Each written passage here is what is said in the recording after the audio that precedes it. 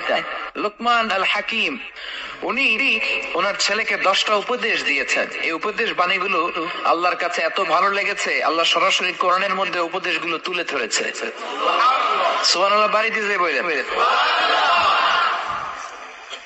প্রজ্ঞার মোড়কে সুসজ্জিত 10টা উপদেশ বাণী, মহামূল্যবান উপদেশ বাণী। এখানে বাবা যারা এসেছেন আপনারা সবাই আপনাদের ছেলেদেরকে এই উপদেশগুলো দিতে হবে। এখন থেকেই তাদেরকে কোরআন শিখাতে হবে। এজন্য ইসলাম বলে জন্ম নেওয়ার পরে বাচ্চার কানে তুমি আজান দাও। যদিও বাচ্চার উপর এখনো তার আমলনামা শুরু হয় নাই, কিন্তু তার কানের সামনে ইসলামটা তুমি পৌঁছে দাও। এখনো তার নামাজ ফরজ না, রোজা ফরজ না, বড় হয় নাই, আমলনামা শুরু হয় নাই, কিন্তু জন্মের পরেই আজান, কারণ ইসলামটাকে কানের সামনে তুলে ধরো। 7 বছর বয়স হয়েছে, একটা সুন্দর নাম রাখো। সুন্দর নামের দরকার আছে না নাই? এখন সুন্দর নাম রাখতে চায় না। আজকে যার বাসায় খেলাম, ছেলের নাম আল ফারাবি, একজন বড় দার্শনিকের নামে নাম, খুব সুন্দর।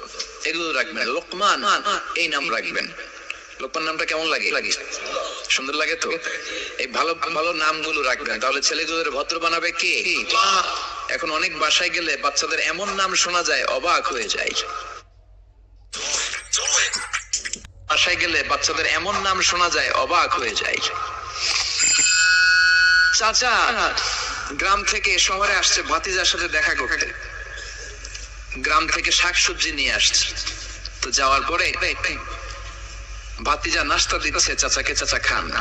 চাচা নাস্তা খায় আর বলে, অনেকদিন পরে আসছি, তোমার নাকি এক ছেলে এক মেয়ে, আমার সাথে তো কোনোদিন দেখা হয় নাই, ডাকো না একটু দেখা করি। ভাতিজা ওদেরকে ডাক দিছে,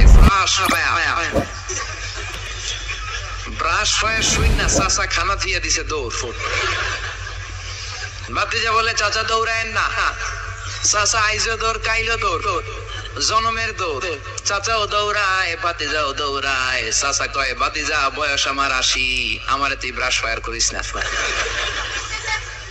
ভাতিজা বলে, চাচা এই ব্রাশ ফায়ার ওই ব্রাশ ফায়ার না, ছেলের নাম ব্রাশ, মেয়ের নাম ফায়ার।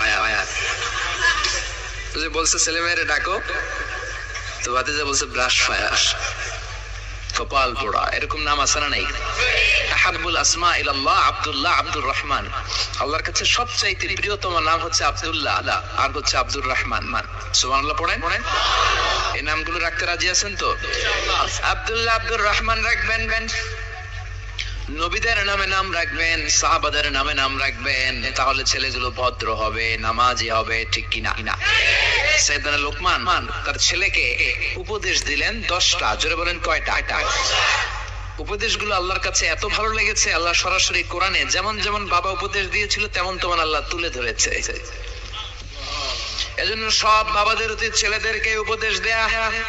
ছেলে যত ছোটই হোক, তার কানে আপনি ইসলাম পৌঁছে দেন।